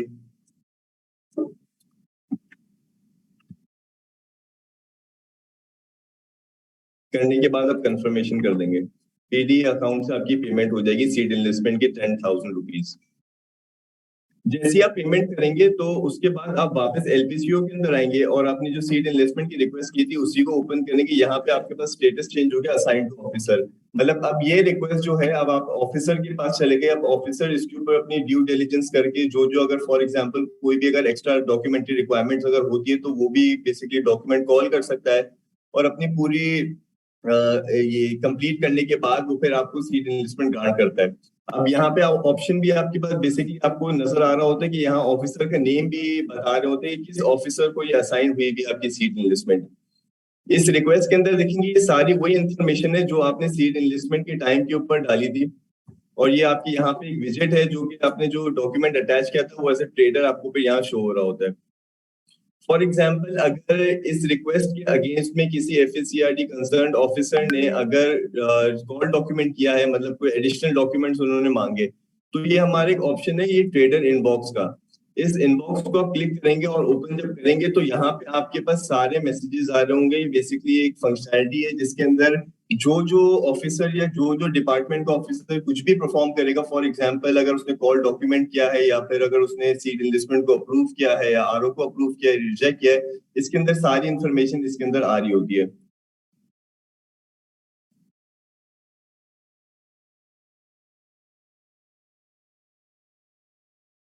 अब यहाँ पे फॉर एग्जांपल अब कॉल डॉक्यूमेंट अलर्ट है या फिर कॉल डॉक्यूमेंट कॉल, इस तरह की सारी इंफॉर्मेशन आ रही होती है। ऑफिसर के पास ऑप्शन जब होता है कि तो वो कॉल डॉक्यूमेंट को वापस कैंसिल भी कर देता है, तो उसकी भी नोटिफिकेशन इस इनबॉक्स के अंदर शो हो रही होती है। अब ये वाला पार्ट जो था ये था सीट इनलिस्टमेंट का। जब आपके पास सीट इनलिस्टमेंट अप्रूव हो जाती है, आपके पास एक नंबर जनरेट हो जाता है, seat enlistment number. For example आपकी ये सीट, ये एक रिक्वेस्ट है जो मैंने पहले से एक अप्रूव करा के रखी हुई थी ऑफिसर के एंड से। तो इसमें आपके पास एक सर्टिफिकेट नंबर यहाँ पे आपके पास एक जनरेट हो जाता है, जिसके अंदर आपकी सारी इंफॉर्मेशन जो आपने रिक्वेस्ट में डाली होती है यहाँ पे आ रही होती है। अब इस सीट लिस्टमेंट को आप अपने एसडी के अंदर आप यूज कर रहे होते हैं जब आप सिंगल डिक्लेरेशन फाइल कर रहे होते हैं। इसके साथ साथ अगर ये कमोडिटी डीपीपी भी रेगुलेट कर रही होती है और डीपीपी को भी अगर इसके अंदर इंपोर्ट परमिट की रिक्वायरमेंट होती है, तो इंपोर्ट परमिट भी वो मैं ख्याल से डीपीपी के सेशन पे आप लोगों को बता दिया गया था कि इंपोर्ट परमिट किस तरह अवेल किया जाता है और किस तरह इंपोर्ट परमिट की रिक्वेस्ट पीएसडब्ल्यू से फाइल की जाती है। तो ये दो रिक्वायरमेंट होती है एज पर जो एचएस कोड है कि अगर ये एचएस कोड डीपीपी और एफएससीआरटी दोनों रेगुलेट कर रहा होता है। अब अज्यूम ये करते हैं कि आपने सीट इनलिस्टमेंट और आपने इंपोर्ट परमिट दोनों ही पीएसडब्ल्यू के थ्रू अपने एक्वायर कर लिए हैं। अब इसके बाद हम लोग एक सिंगल डिक्लेरेशन फाइल करेंगे जिसके अंदर हम लोग रिलीज ऑर्डर की रिक्वेस्ट की भी प्रोसेसिंग आपको दिखाएंगे। ये सिंगल डिक्लेरेशन पे आप क्लिक करेंगे, क्लिक करने के बाद यहाँ पे आपके पास इंपोर्ट और एक्सपोर्ट दोनों की आपके पास डिक्लेरेशन आ रही होती है। अब क्योंकि एक डेमो है, क्योंकि मैंने एक पहले से ही एक एसडी बना के रखी थी, मैं उसको ओपन कर लेता हूँ। अच्छा, अब सिंगल डिक्लेरेशन का जो कॉन्सेप्ट है वो जिस तरह ज़हीर साहब ने बताया था कि हम लोग ट्रेडर से सिर्फ एक दफा इंफॉर्मेशन लेते हैं और वही इंफॉर्मेशन लेते हैं जो कि रिक्वायर्ड होती है। वो इंफॉर्मेशन लेने के बाद हम लोग डिफरेंट डिपार्टमेंट्स, डिफरेंट ओजीएस और डिफरेंट और कस्टम्स के साथ हम लोग वो इंफॉर्मेशन शेयर करते हैं वन टाइम, ताकि सब अपने अपने प्रोसेसिंग उसी टाइम पे कंप्लीट करते रहें। अब यहाँ पे जिस तरह हम लोग जीडी फाइल कर रहे होते हैं, वही हमने यहाँ पे इंपोर्ट की बीएल नंबर डाला है और उसके बाद इसमें बीआईआर नंबर लाके सारी इंफॉर्मेशन हम लोगों ने इसके अंदर इनपुट करने के बाद सेव एंड प्रोसीड करते हैं। सेव एंड प्रोसीड करने के बाद यहाँ पे अब आप जाते हैं आपका फाइनेंशियल इंफॉर्मेशन। फाइनेंशियल इंफॉर्मेशन वही है जो आपके बैंक आपकी इशू करते हैं फाइनेंशियल इंस्ट्रूमेंट। यहाँ पे आप अपनी करेंसी डालेंगे, exchange rate, delivery term, bank आपको कौन सा बैंक के साथ आप ट्रेड कर रहे हैं उसका आईबैन डालेंगे, मोड ऑफ पेमेंट आप कौन से, आपकी अगर ओपन अकाउंट है, एलसीए या फिर इस तरह की आपकी मोड ऑफ पेमेंट है, वो डालने के बाद आप फिर यहाँ पे ऐड पे क्लिक कर लेंगे। ऐड पे क्लिक कर लेंगे तो यहाँ पे आपके फाइनेंशियल इंस्ट्रूमेंट अटैच हो जाएगा, जिस तरह मैंने ओपन अकाउंट का फाइनेंशियल इंस्ट्रूमेंट इसके अंदर अटैच किया हुआ है। ये करने के बाद जब सेव एंड प्रोसीड करेंगे, सेव एंड प्रोसीड करने के बाद ये हमारे पास कमोडिटी इंफॉर्मेशन आती है। कमोडिटी इंफॉर्मेशन को जब आप ऐड करेंगे तो मैं आपको बता देता हूँ। अब यहाँ पे मैं वही सीड अगर मैं इंपोर्ट करना चाह रहा हूँ, यहाँ पे उसका मैं प्रोडक्ट कोड डालूंगा कि बल्ब्स है। बल्ब्स के बाद अब जब आप देखेंगे कि जब मैंने एचएस कोड और प्रोडक्ट कोड एचएस कोड डाला है तो ऑटोमेटिकली पीएसडब्ल्यू ने इसमें बता दिया है कि कौन कौन से रेलेवेंट डिपार्टमेंट जो है इसको रेगुलेट करते हैं। अब इसकी बता रहे federal seat of certification and registration department and department of plant. ये दो डिपार्टमेंट है जो सीट को रेगुलेट करते हैं। यहाँ पे हम अपनी इंफॉर्मेशन डाल देंगे, डिक्लेयर डिस्क्रिप्शन होगी। डिक्लेयर डिस्क्रिप्शन के बाद यहाँ पे आप ड्यूटी एंड टैक्सेस की जिस तरह आप लोग जीडी एक फाइल करते हैं वहां एज इट इज यहाँ पे आप सेम इंफॉर्मेशन आप यहाँ पे डालेंगे।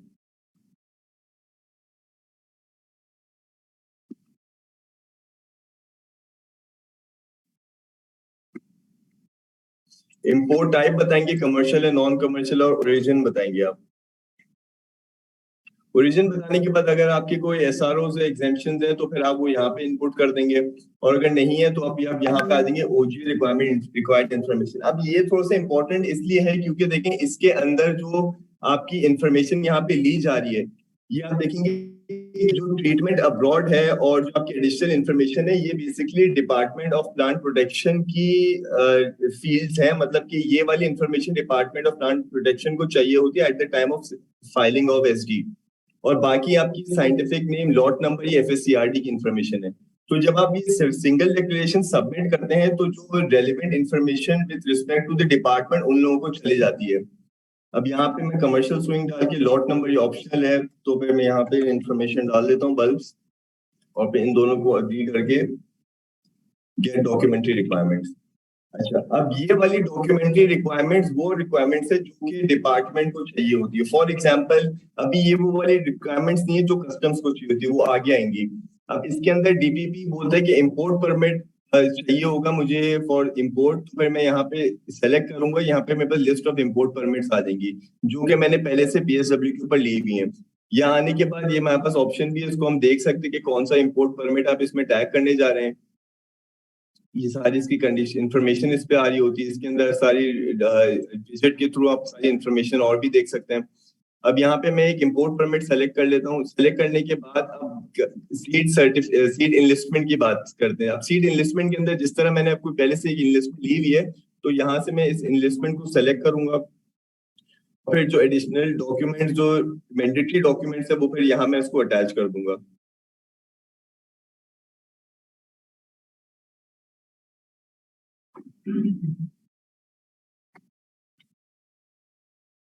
जब इसके साथ अटैचमेंट हो जाएगी तो फिर हमारे पास जो है यहाँ पे एक एडिशनल एक रो आ जाएगी जिसके अंदर मेरे पास एचएस कोड जो मैंने कमोडिटी लिस्ट ऑफ कमोडिटी डाली है वो मैं यहाँ पे आ जाएगी। ये करने के बाद मैं फिर सेव एंड प्रोसीड करूंगा। प्रोसीड करने के बाद मैं फिर इस डिक्लेरेशन को सबमिट करूंगा। सबमिट जब मैं करूंगा तो सबमिट के टाइम पे भी मेरे पास वही ऑप्शन होंगे कि आपको इस डिक्लेरेशन की जो पेमेंट होगी वो आपको किस तरह करनी है, या तो ओवर द काउंटर करनी है या तो आपको पीडी अकाउंट के थ्रू करनी है। फॉर एग्जाम्पल अगर जब मैंने डिक्लेरेशन सबमिट कर दी तो फिर सबमिशन के बाद जब मैं पेमेंट करूंगा, पेमेंट सक्सेसफुल के बाद एक रिलीज ऑर्डर की रिक्वेस्ट इनिशिएट होगी to each department, to the department of plant protection और एफएससीआरडी दोनों को भी, क्योंकि ये कमोडिटी दोनों रेगुलेट करती है और इन दोनों के रिलीज ऑर्डर के अगेंस्ट में आप क्लियर, अगर इन दोनों में से एक में भी क्लियर रिलीज ऑर्डर नहीं आता तो आप क्लियरेंस नहीं दे सकते। अब फॉर एग्जांपल ये असाइन टू ऑफिसर हो गया। अब असाइन टू ऑफिसर हो गया तो फिर इसी एफएससीआरडी ऑफिसर इस रिक्वेस्ट को ओपन करेगा। इसके अगेंस्ट में अगर कोई इसको इंस्पेक्शन कॉल करनी है तो उसको इंस्पेक्शन कॉल करने के बाद उस कंटेनर को ग्राउंड करेगा और फिर एक जो सैंपल है वो लेके उसकी टेस्टिंग करेगा। वो सारी इंफॉर्मेशन अगर वो देख लेता है कि उस ऑफिसर को सेटिस्फाई कर देती है और जो जो नीड्स को बिल्कुल फुलफिल कर लेती हैं तो उसके अगेंस्ट में वो रिलीज ऑर्डर इशू कर देता है। Same goes for department of plant protection.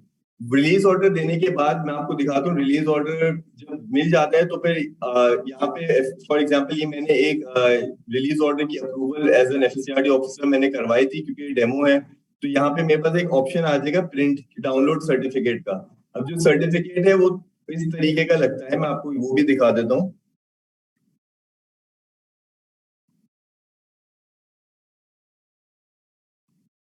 ये एक आरओ का सर्टिफिकेट है जो कि एफएससीआरडी ने इशू किया है।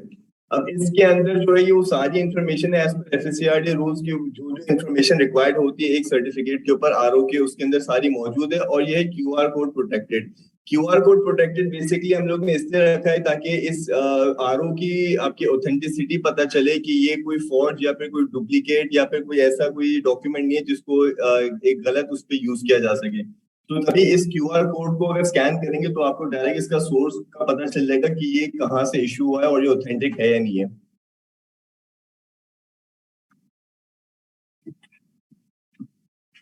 अभी हम लोग काम ये करेंगे कि जो आप लोगों के क्वेश्चंस वगैरह हैं एज अ ट्रेडर।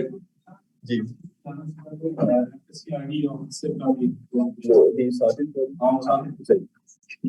अच्छा, एफएससीआरडी ऑफिसर्स की प्रोसेसिंग, रिक्वेस्ट की प्रोसेसिंग किस तरह होगी वो भी मैं आपको दिखा देता हूँ।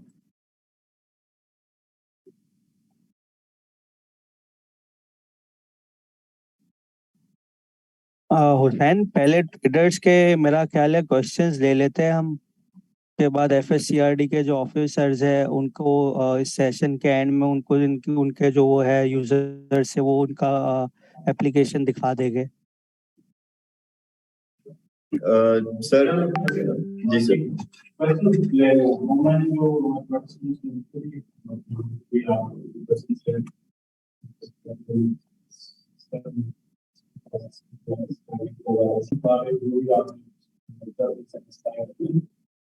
वो सर्टिफाई होने के बाद जब आप फाइनली लोगों पे जाते हैं, यूजर्स को अप्रूव करेंगे तो ऑटोमेटिक इन्वेस्टमेंट रजिस्टर है वो ऑटोमेटिकली अपडेट होगा। अभी वाला टाइम भी ये हुआ है कि जब हमने इसको रोल आउट किया तो उसके लिए हमें आपसे जो ऑलरेडी इन्वेस्टमेंट रजिस्ट्रेशन हो चुकी है उसकी इन्फॉर्मेशन दे देगा, क्योंकि अगर वो हम सिस्टम में ना डालें तो वो इन सारे इम्पोर्टर्स को दोबारा से इन्वेस्टमेंट ले लेगा, वो उनके लिए बहुत बड़ी रिस्क है। इसलिए फिर जो ऑलरेडी लिस्टेड वैरायटीज हैं या लिस्टेड इम्पोर्टर्स हैं उसकी एक कंप्लीट लिस्ट आने में मदद प्राप्त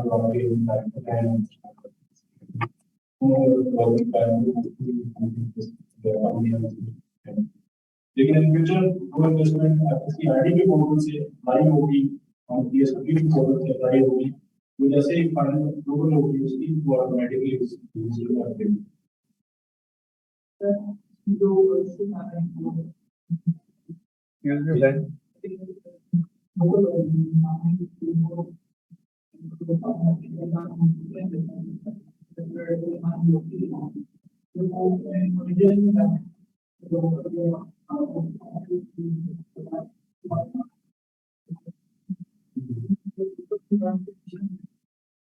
लोकल वर्क की एडिशन हो जाए क्योंकि उसमें कॉन्टेक्स्ट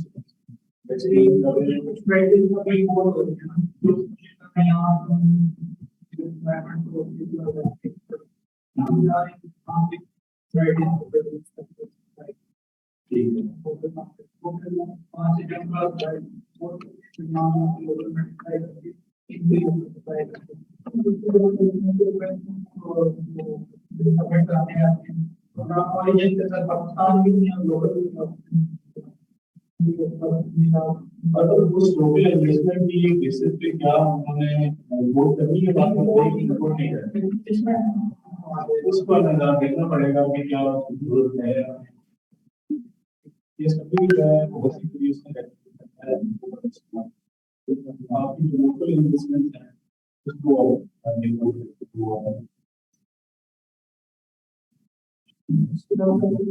Excuse me, sir.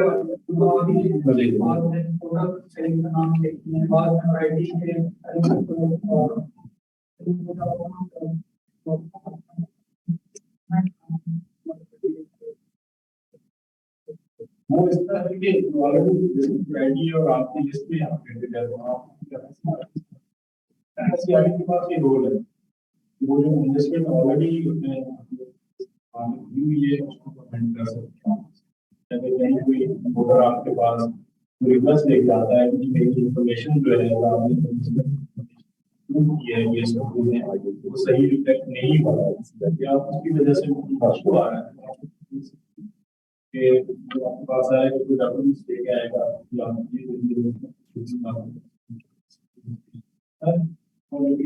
आपने अपलोड किया इसकी वजह से मुझे ये प्रॉब्लम है। वो लिस्ट की वो जो एमपी है वो एफएससीआरडी के पास, वो उस लिस्ट को अमेंड करके दोबारा आप लोग ठीक करके फिट करके कर सकते जो अभी इन्वेस्टमेंट का आपको डेटा अपलोड करने का है वो वन यूजर है के पास हुसैन जी फैसल, इस तरीके से है कि अगर आप लोगों से थोड़ी सी रिक्वेस्ट ये है कि जो हमारे ऑनलाइन पार्टिसिपेंट्स हैं उनको क्वेश्चन भी क्लियरली नहीं वो सुन सक रहे और जो हम उनको रिप्लाई कर रहे हैं वो भी नहीं सुन पा रहे, तो अगर काइंडली आप क्वेश्चन को रिपीट कर दें और सर लैपटॉप के पास आके अगर रिप्लाई कर देंगे तो ये है कि तमाम लोग सुन क्वेश्चन होगा तो वो भी एंटरटेन हो जाएगा। ठीक है फैसल, अभी आवाज ठीक आ रही है आपको? अभी जी सर, अब आवाज बिल्कुल क्लियर है सर जी। ऑनलाइन पार्टिसिपेंट से भी कोई क्वेश्चंस हैं तो उनसे भी ले लें। जी सर, उनके क्वेश्चंस हैं और जो वहाँ पे फिजिकली भी क्वेश्चंस हो रहे हैं तो वो भी काइंडली अगर आप लैपटॉप के पास ही उनको आंसर कर देंगे और अगर हुसैन क्वेश्चन रिपीट कर दें तो फिर वो लोग भी सुन सकेंगे जो ऑनलाइन हमारे साथ। ठीक है, ये क्वेश्चंस बेसिकली थे एफएससीआरडी ऑफिसर्स की तरफ से कि एक तो है कि जी हमारा जो इन्वेस्टमेंट अगर एक अपलोड हो गया है डेटा, तो अगर उसमें कोई इम्पोर्टर हमारे पास कंप्लेंट लेके आता है या रिक्वेस्ट लेके आता है कि मेरी इन्फॉर्मेशन जो है पीएसडब्ल्यू सिस्टम में वो सही रिफ्लेक्ट नहीं हो रही, तो क्या एफएससीआरडी के पास इस तरह का कोई रोल है कि उस इन्फॉर्मेशन को करेक्ट करने के लिए वो उसको अमेंड कर सके? तो उसपे ये बताया गया है कि आपके जो FSCRD के ही ऑफिसर हैं जो इस डेटा को अपलोड कर रहे हैं इन द PSW, उनके पास ये रोल है कि वो उस इंफॉर्मेशन को इंपोर्टर से वेरीफाई करने के बाद उसको अपडेट कर सकते हैं, वो ताकि PSW में भी वो अपडेटेड इंफॉर्मेशन या जो करेक्ट इंफॉर्मेशन है वो वही रिफ्लेक्ट होगी। बिल्कुल ठीक है सर। अच्छा सर, एक ऑनलाइन पार्टिसिपेंट है मिस्टर शमीम, उनका काफी देर से हैंड रेज है, मैं रिक्वेस्ट करूंगा कि आप जी जी जी सर, अब अपने माइक को काइंडली अनम्यूट कर लें। अस्सलाम वालेकुम जी, कैन यू हियर मी? जी जी, आपकी आवाज आ रही है जी। अच्छा, सबसे पहले तो thank you very much for updating us on to this. अच्छा, मैं जो आपकी जो 2 प्रेजेंटेशन हुई हैं उससे जो समझी हूँ कि रिगार्डिंग ड्रग रेगुलेटरी अथॉरिटी आपकी जो वो इम्प्लीमेंटेशन है वो जून 2023 के बाद होगी, और जो है उसके बाद जो भी इस सिलसिले से रिलेटेड वो इंपोर्ट हो रही है उसको देखा जा सकेगा। Is that right? इसको जरा कंफर्म कर दें। जी, इस पे मैं आपको अपडेट देता हूँ कि उसका हमारा जो प्रोसेस है किसी भी डिपार्टमेंट को इंटीग्रेट करने का PSW के साथ, वो 2 पार्ट्स में डिवाइडेड होता है। पहला पार्ट होता है कि उसके हम पूरा बिजनेस प्रोसेस मैप करते हैं कि अभी एग्जिस्टिंग सिस्टम में अगर फॉर एग्जांपल आपने ड्रैप के हवाले से पूछा है तो ड्रैप अपने लाइसेंसेस या परमिट्स या रिलीज ऑर्डर्स किस तरह से इशू करता है, वो पूरा एक बिजनेस रिक्वायरमेंट स्पेसिफिकेशन डॉक्यूमेंट जो है वो बनता है। उसको बनाने के बाद उसी की बेसिस पे एक सिस्टम रिक्वायरमेंट स्पेसिफिकेशन डॉक्यूमेंट बनता है कि आपने इस प्रोसेसेस को अगर आपने उसमें लेके आना है सिस्टम में, ऑटोमेट करना है, तो आप किस तरह का सिस्टम रिक्वायरमेंट आपकी क्या होगी। और फिर फाइनली ये सिस्टम रिक्वायरमेंट डॉक्यूमेंट जाता है हमारी डेवलपमेंट टीम के पास और वो इस सिस्टम को डेवलप करते हैं। तो इसका जो फेज 1 है, आप ऐसे समझ लें कि जो BRS और SRS है वो बिजनेस प्रोसेस मैपिंग का और system requirement specification document design करने का वो कंप्लीट हो चुका है। और अब ये डेवलपमेंट टीम के पास है, जा चुका है कि वो इस सिस्टम को डेवलप करना शुरू कर दें।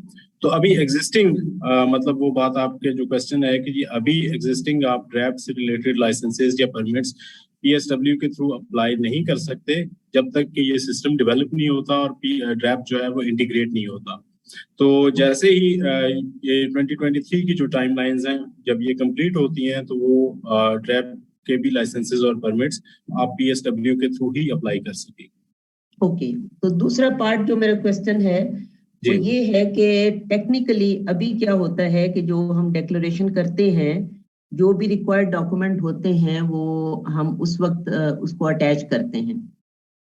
सो जब ये ऑन प्लेस हो जाता है तो दैट मीन्स कि ड्रैप से रिलेटेड जो भी डॉक्यूमेंट होंगी वो हमें खुद अपलोड नहीं करनी, वो ड्रैप से डायरेक्टली आपके सिस्टम में जो कस्टम ऑफिसर है वो कर सकेगा। Is that right? मतलब जब ये सिस्टम फंक्शनल हो जाता है तो उसके बाद आपको डॉक्यूमेंट अपलोड नहीं करनी? जी जी जी, एग्जैक्टली इसी तरह है कि आप जब अपनी डॉक्यूमेंटेशन करेंगे और आपका अगर लाइसेंस फॉर एग्जांपल उस प्रोडक्ट के लिए इशू हो चुका है ड्रैप की तरफ से और वो सिस्टम में विजिबल है, तो आपको वो लाइसेंस दोबारा अपलोड करने की जरूरत नहीं होगी। या इसके अलावा अगर आपका रिलीज ऑर्डर है फॉर एग्जांपल ड्रैप की तरफ से, तो ड्रैप को जो डॉक्यूमेंट्स चाहिए होंगे वो आप ड्रैप को तो सबमिट करेंगे, लेकिन उसके बाद जब उन्होंने उसको रिलीज ऑर्डर इशू कर दिया है तो आपको वो डॉक्यूमेंट्स दोबारा सबमिट करने की जरूरत नहीं है to the customers. Okay, so there will be 2 part to it. One document required by the custom, वो हम कस्टम की अपलोड करेंगे, और जो ड्रैप से डायरेक्टली हैं वो ड्रैप वो। जी, so basically DRAP will be involved into the release order and into the examination process. जी बिल्कुल ठीक हो गया। अच्छा, ड्रैप में भी तीसरा पार्ट मेरा क्वेश्चन का ये है कि ड्रैप में भी 2 उसके हिस्से हैं। एक तो वो हिस्सा है जो कि रजिस्टर्ड ड्रग्स का है, जो कि पिछले कई साल से उनका सिस्टम ऑन प्लेस है, और एक दूसरा उनका पार्ट है जो कि अल्टरनेटिव हेल्थ केयर प्रोडक्ट का है। अभी खुद इस फेज में है कि उसके बहुत सारी चीजें जो है वो रेगुलेशंस और वो जो है वैल्यूएट हो रहे हैं और ऑन प्लेस नहीं है। तो क्या ये आप फेज वाइज उसको टेकअप कर रहे हैं या one at a time take up कर रहे हैं? हम फेज वाइज करेंगे उसको भी। ड्रैप का भी जो होगा उसके डिफरेंट मॉड्यूल्स, क्योंकि हमारे जो डिफरेंट ऑफिसर्स हैं वो डिफरेंट मॉड्यूल्स पे काम। Okay, thank you. अगर क्योंकि आज का हमारा सेशन FSCRD पे था तो इस वजह से, अदरवाइज हम ड्रैप की टीम को भी ऑनलाइन ले लेते तो वो ज्यादा, लेकिन जो मैं आपको अपने नॉलेज की बेस पे बता सकता हूँ वो ये है कि हम जितने भी डिपार्टमेंट्स को हैं फेस्ड मैनर में करते हैं, कि जैसे जैसे हम उनके जो मॉड्यूल्स डेवलप करते जाते हैं वो हम अपडेट करते जाते हैं, तो वो फेस्ड मैनर में ही होगा आपका ड्रैप का भी। जी, thank you so much sir. I apologise from this Shamim, थोड़ा सा नाम का कंफ्यूजन था, दैट्स द रीजन। अच्छा, कुछ और पार्टिसिपेंट्स अगर क्वेश्चन करना चाह रहे हैं तो मेरी रिक्वेस्ट है कि काइंडली वो हैंड रेज कर लें। जिस पार्टिसिपेंट्स ने चैट में अपने क्वेश्चन लिखे थे तो मिस्टर शहजाद ने उन्हें रिप्लाई कर दिया। फर्दर अगर उनको कोई कंफ्यूजन है तो वो भी क्वेश्चन कर सकते हैं। जी,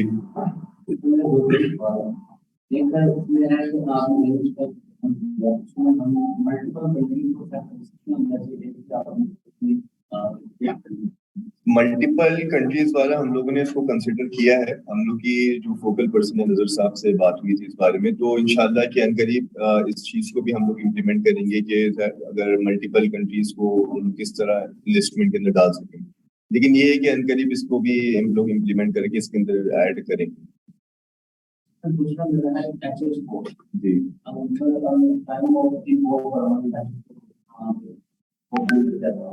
फिर एक इंग्लिश के दौरान आपने एक्सेस कोड दिया, फिर हम एसपी फाइल करते हैं और अगर वो आपस में मैच नहीं करते तो वो एरर आने का या हाँ, जब आप एचएस कोड आपका एसडी के अंदर वो डालेंगे जो कि आपकी इनलिस्टमेंट और उसके अंदर नहीं है तो फिर आपको वो शो ही नहीं होगा, आपको इनलिस्टमेंट ही शो नहीं होगी। मतलब आपकी एचएस कोड सेम होनी चाहिए। जाहिर सी बात है, जिसकी इनलिस्टमेंट आपने ली है तो वही एचएस कोड के अगेंस्ट में आपको रिलीज ऑर्डर या फिर आपकी सिग्नल डिक्लेरेशन सबमिट करिए, उसके अगेंस्ट रिलीज ऑर्डर भी वही निकलेगा। तो आपका इनलिस्टमेंट के अंदर जो एचएस कोड है वो आपकी एसडी के अंदर भी सेम होना चाहिए, वरना आपको इनलिस्टमेंट शो नहीं होगी।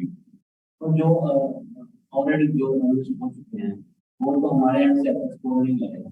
तो अगर यहाँ पे देखते हैं मैलन, अब मैलन में आप हम वेजिटेबल सीड फ्रूट का ले रहे हैं और एक मैलन वाटरमेलन को दे रहा है हमें, वो वाला जिसको हम कहते हैं चावल मगज, वो वाला दे रहा है, तो वो भी मैलन सीड है और ये भी मैलन, ये कोर्स स्विंग है और इसमें थोड़ा सा कि हम कहाँ पे जाएंगे। अच्छा, इसमें फाइनल जो क्लासिफिकेशन डिसीजन है वो तो कस्टम्स करता है कि मतलब उसने उसको कहाँ पे क्लासिफाई करवाना है। उससे पहले जब आप एक रेफरेंस के तौर पे FSCRD को एक एचएस कोड देते हैं कि जी ये वाला हमारा एचएस कोड है, अगर वो FSCRD उससे एग्री करता है तो वो आपको उसी की बेसिस पे इशू कर देगा। अगर कहीं पे आपको ये इशू आ रहा है कि आपका एचएस कोड जो है वहाँ पे कस्टम्स ने कुछ और डिसाइड किया है और FSCRD की इन्वेस्टमेंट में कुछ और आ रहा है, तो आप इस इशू को डिस्कस कर सकते हैं FSCRD के साथ कि जी हमारा ये वाला एचएस कोड जो है इसको आप इन्वेस्टमेंट में अपलोड करें या अपडेट करें, क्योंकि हमारा जो कस्टम्स ने डिटरमिन किया है एचएस कोड वो ये है। तो वो जब उसको अपडेट कर देंगे तो आपको ये वाला इशू वहाँ पे फेस नहीं करना पड़ेगा। सर ने बात की कि इसकी हमारे पास अथॉरिटी या उसकी अमेंडमेंट की अथॉरिटी इस्लामाबाद के ऑफिसर के पास है, वो FSCRD ने डिसाइड करना है कि उन्होंने किसको देना है, ठीक है। और लेकिन आपकी रिक्वेस्ट जो है वो जाहिर है कि आप जो उनके रीजनल ऑफिसेज है वहाँ पे भी दे सकते हैं और आपके बिहाफ पे ये आपकी रिक्वेस्ट को वहाँ पे जो है उनका हेड ऑफिस है वहाँ पे फॉरवर्ड कर सकते हैं। जी जी, फेडरल स्टेट में एनओसी देता है रेगुलर उसके लिए जी नाम समर्थन होगा और उसका इंग्लिश में दिया है जैसे एनओसी में दिया है। प्रोविजनल की बात कर रहे हैं तो वो भी FSCRD के पार्ट पे है। हमने सिस्टम में उसकी फंक्शनैलिटी मौजूद है।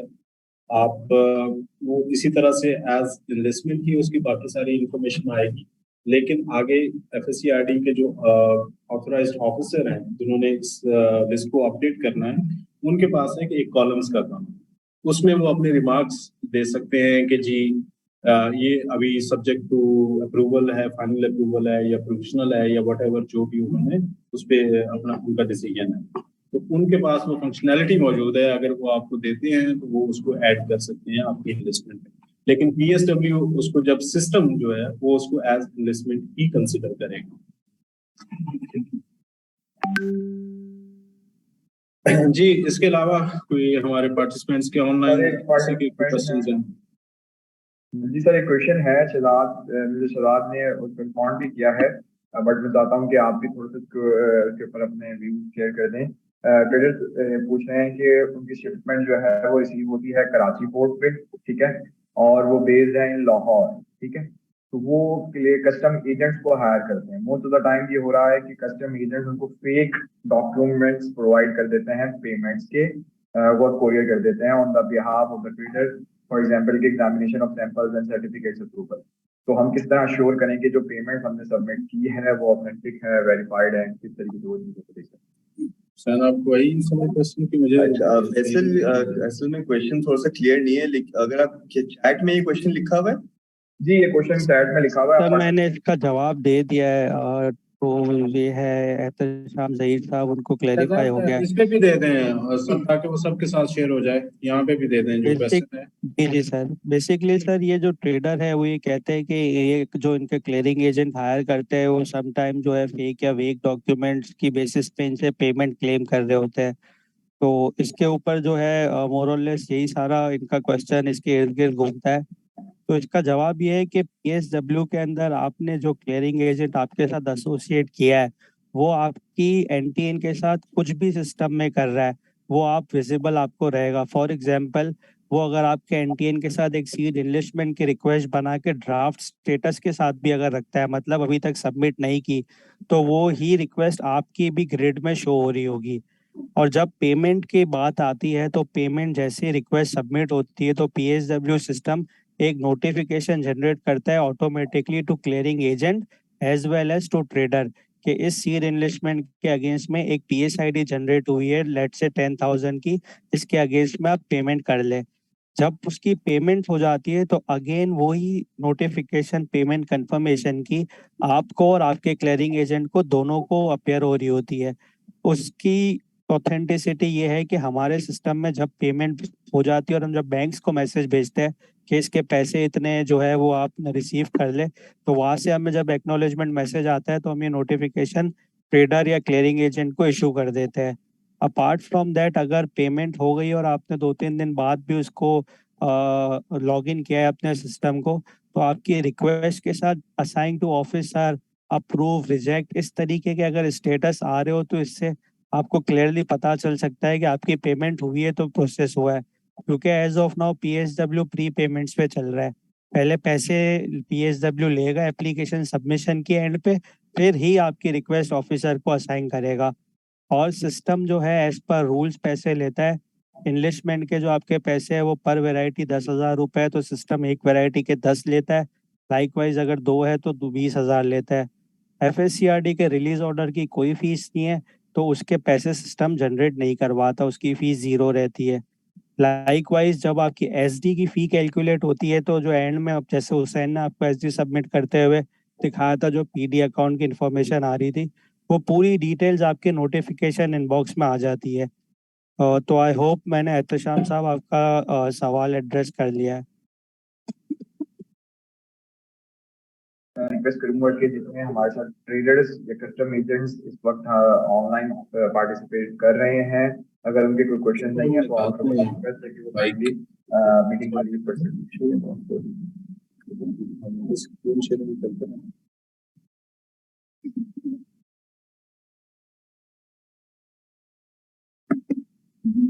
जी जी जी।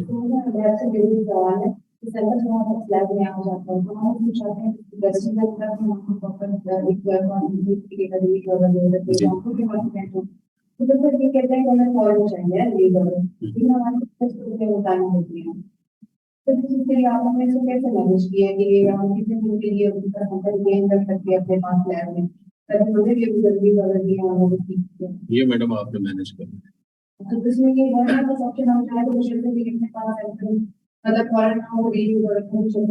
नहीं, वो जाहिर है कि डिपार्टमेंट का जो रोल है वो उसी तरह है जिस तरह से आप पहले मतलब उसको प्रोसेस कर रहे थे। डिफरेंस ये है कि पहले आप एक मैनुअल सिस्टम के थ्रू प्रोसेस कर रहे थे, अभी आप उसको एक ऑनलाइन ऑटोमेटेड सिस्टम के थ्रू प्रोसेस कर रहे हैं।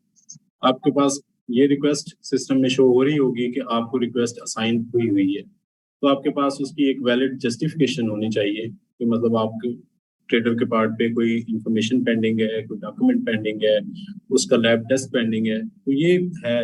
बाकी अदरवाइज डिसीजन आपने लेना है। जब आप ज़ाहिर है कि अपने आप को सेटिस्फाई करेंगे तो उसकी बेसिस पे ही आप डिसीजन लेंगे। तो पीएसडब्ल्यू ये नहीं कह रहा कि आप उसको विदाउट अपनी कंफर्मेशन या वेरिफिकेशंस उसको प्रोसेस करें, लेकिन प्रोसेस जल्दी, लेकिन उसको जल्दी प्रोसेस करें क्योंकि वो आपकी आईडी के अगेंस्ट वो रिक्वेस्ट पेंडिंग नजर आ रही है। जैसे कुछ टेस्ट है हमारे को अगर चला दे देंगे आपने जी। और हम किसी रिलेटेड नहीं है लेकिन फिर भी एक रिक्वायरमेंट है हमारे टेस्ट में जिससे हम रख सकते हैं, तो इस सिस्टम फिर आप इसके बारे में क्या है?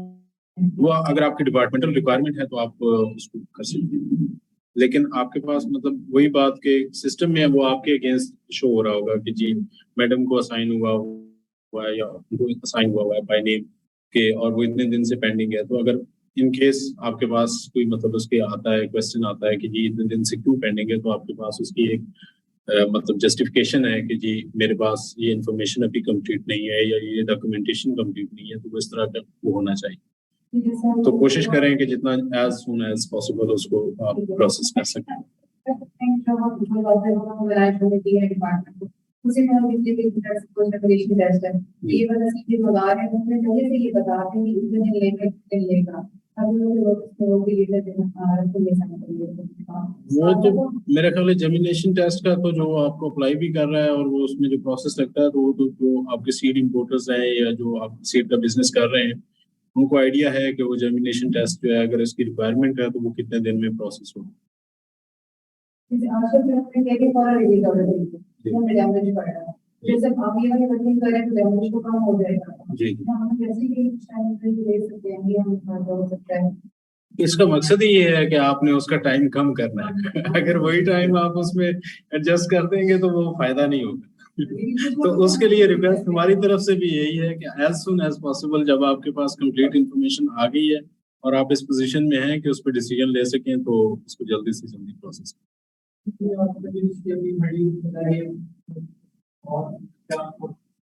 जी।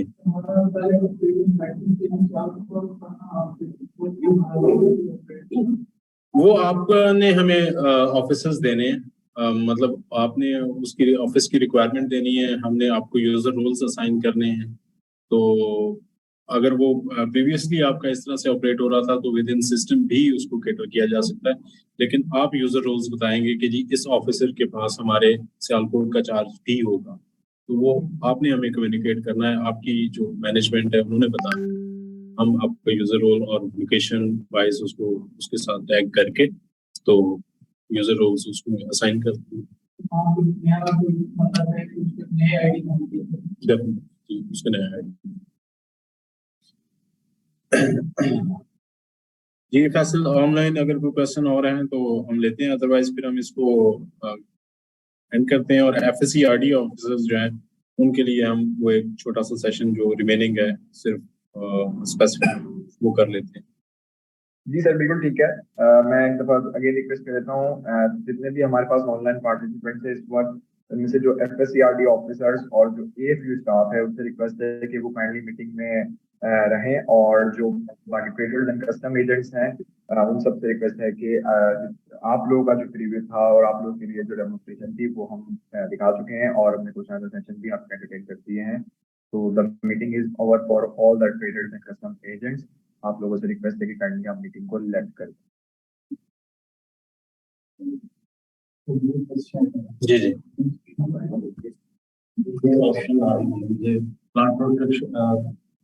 प्लांट प्रोटेक्शन वालों की तो क्लियर हो गई है, सेकंड में ये मेरी इसमें क्लियर नहीं हो रही अपनी रनिंग। मतलब इसमें आप मतलब इसमें आपने सीड इन्वेस्टमेंट टैग किया, ये हुसैन देखिए इसको हम ये सेशन कंप्लीट करके ना तो आप अलग से आपका ये इशू देखते हैं और इसको जी।